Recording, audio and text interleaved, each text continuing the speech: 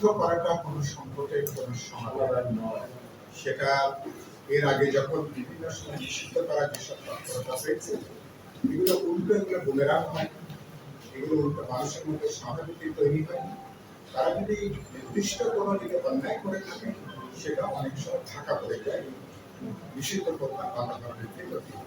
আপনি যদি মোকাবেলা করতে চান যে কোনো আধুনিক গণতান্ত্রিক সমাজে, আপনি কথা বলবেন, রাজনৈতিকভাবে মোকাবেলা করবেন, সেখানে আইনি প্রক্রিয়া আছে। তাদের যদি কোনো নির্দিষ্ট কোনো অপরাধ থাকে, অন্যায় থাকে, বিচারিকভাবে সেটা হতে পারে। কিন্তু নিষিদ্ধ করবার কোনো রাজনৈতিক সংগঠন অথবা কোনো ধর্মীয় সংগঠনকে এটা সংকটের সমাধান করবে না, বরঞ্চ পরিস্থিতিতে অপ্রয়োজনীয়ভাবে আপনি আরো উত্তেজনার দিকে আপনি নিয়ে যাবেন। আর দ্বিতীয়টা যেটা বললেন, সরকারকে এটা হলে সরকারের বুদ্ধিমত্তা, দূরদৃষ্টি এবং প্রজ্ঞার পরিচয়। ঢাকা শহর সহ দেশের বিভিন্ন অঞ্চল যখন উত্তপ্ত, তখন আপনি ঘর পোড়ার মধ্যে আলো পোড়া দেওয়ার আয়োজন করবেন কিনা। তখন একটা ঘটনার মধ্যে যে ঘটনা মানুষের মধ্যে সংবেদনশীলতা জাগিয়ে তুলবে, পরিস্থিতি উত্তপ্ত করবে, তো নিশ্চয়ই আপনি সেই ঘটনাকে আপনি চেষ্টা করবেন সেটাকে এড়িয়ে চলবার জন্য। সুতরাং অপরাধ করলে তখন আইনি বিচার আছে, দেশে প্রচলিত আইন আছে, সেখানে যাবে। কিছু কিছু বিষয় আছে যেটাকে এড়িয়ে যাওয়ার সুযোগ ছিল। আরেকটা আমি যেটা বলেছি তোমাদের শুরুতে, সমস্যাটা কেবল প্রশাসনিকভাবে আপনি সব সংকটের সমাধান করতে পারবেন। বিশেষত রাজনৈতিক সমস্যা, সরকারকে অনেকগুলো বিষয় রাজনৈতিকভাবেই তাকে মোকাবেলা করতে হবে। সেটার জন্য রাজনৈতিক দল, ছাত্র প্রতিষ্ঠান, জনগণের সংস্থার সাথে আলাপ আলোচনা করে এই সমাধানের পথটা বের করতে হবে। সুতরাং এটা না বলে যে কোনো সময়, যেটা আপনি বললেন না, যে কোনো সময় কিন্তু আমাদের পথ হারানোর ঝুঁকি থাকে। যে কোনো আমাদের পথ হারানোর ঝুঁকির মধ্যে দিয়ে পুরোনো ফ্যাসিলিটি শক্তি যে কোনো চেহারায় আবার তারা কিন্তু আবির্ভূত হতে পারে। এ ব্যাপারে আমরা প্রত্যেকেই আরো বেশি দায়িত্বশীল আমরা হতে পারি।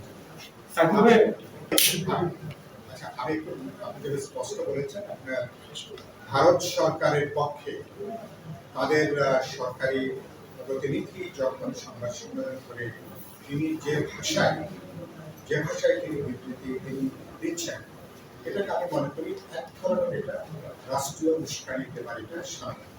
এবং বিজেপি দলের কথা আপনারা জানেন, বিজেপি আজকে থেকে না, বিজেপি অধিক আওয়ামী লীগ সরকারের সময় থেকে তারা আওয়ামী লীগকে তারা বেলা দিয়ে রাখতে যে পুরো বাংলাদেশ এবং তার 17 কোটি মানুষের বিরুদ্ধে বাস্তবে তারা অবস্থান নিয়েছিল। এখানে অধিকার, এখানে ভোটের অধিকার, গণতান্ত্রিক অধিকারের বিরুদ্ধে তারা অবস্থান নিয়েছিল।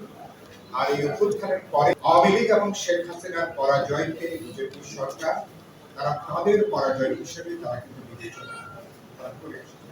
সুতরাং এবং এখনো পর্যন্ত কারণে অকারণে তারা একটা বাংলাদেশ বিরোধী তৎপরতা, গণ অভ্যুত্থান বিরোধী তৎপরতা, অন্তর্বর্তী সরকার বিরোধী তৎপরতা তারা অব্যাহত রেখেছে। এবং এখানে তারা বৈশ্বিক ক্যানভাসে তাদের যতগুলো বৈশ্বিক নেটওয়ার্ক আছে, সেখানে যেটা ইতিমধ্যে আমরা উল্লেখ করেছি, বাংলাদেশকে একটা অসহিষ্ণু দেশ, একটা জঙ্গিবাদী দেশ, একটা সাম্প্রদায়িক দেশ, যেখানে ধর্মীয় জাতিগত সংখ্যালঘুরা গুরুতরভাবে বিপন্ন, এরকম একটা চেহারা দেওয়া সংগঠিত পরিকল্পিত তৎপরতা আছে, যেটাকে আমরা বিরোধিতা করি। বিচ্ছিন্ন বিক্ষিপ্ত অভিযোগ আপনাদের করছে না তা না। কি boss, vital match, tough opponent, tension? Come on bro, অপোনেন্টকে নিয়ে ভাবার সময় আছে। আসল অলরাউন্ডারের কাজই তো হলো যে কোনো টাফ সিচুয়েশনে টিমকে অলরাউন্ড প্রোটেকশন দেওয়া। জাস্ট লাইক মাই টাইলক্স, যার অ্যান্টিব্যাকটেরিয়াল এজেন্ট টয়লেটের কোনায় কোনায় পৌঁছে 99% জীবাণু ধ্বংস করে, টয়লেটের কঠিন দাগ ও দুর্গন্ধ দূর করে টয়লেটকে রাখে ক্লিন আর সুবাসিত। টাইলক্স টয়লেট ক্লিনার, ক্লিন মানেই টাইলক্স।